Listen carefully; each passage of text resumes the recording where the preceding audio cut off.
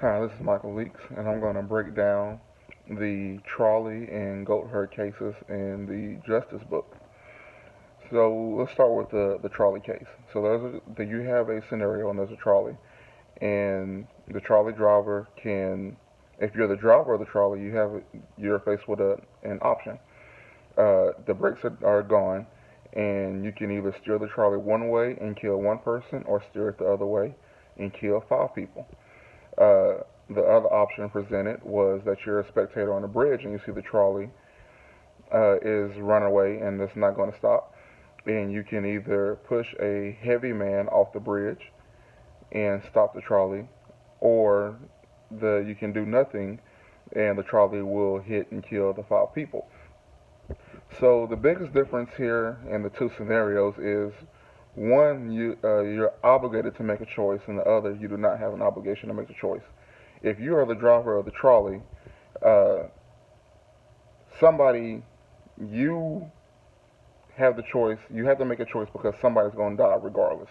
Either uh, the one person over here, or the five people over there. Being the being the person on the bridge, you are not obligated to make a decision because you're not in the trolley.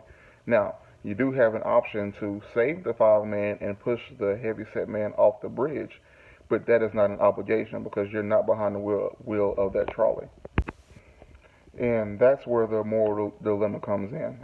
In my opinion, if you're the operator of the trolley, you have an obligation because you're in there. It's not going to stop. You got to make a decision. Being on the bridge as a spectator, you do not have an obligation to do anything because you are not behind the wheel of the trolley. So you can make a decision and push the heavyset man off, but you're not obligated to. In the goat herd case, Latrell is made with a decision. He has these goat herders that have spotted him and his men, and he has the option to kill them and ensure him and his men's safety, or let them go and risk uh, his mission and his men being exposed and put in danger.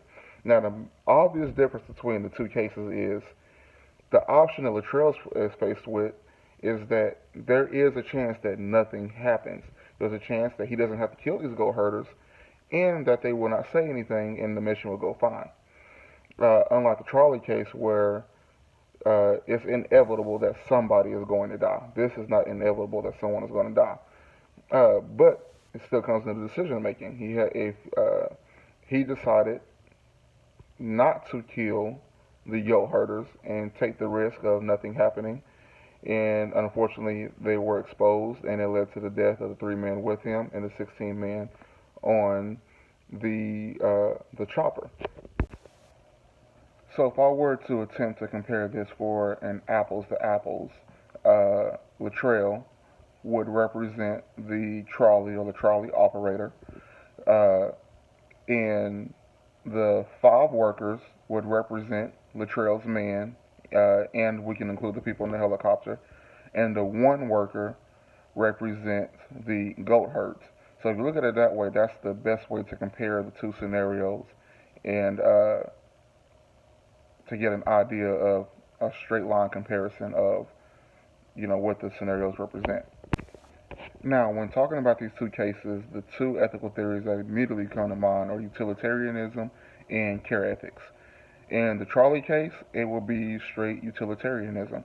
You make a decision, whatever brings the most value or pleasure, or this case, not necessarily pleasure, but the least sadness.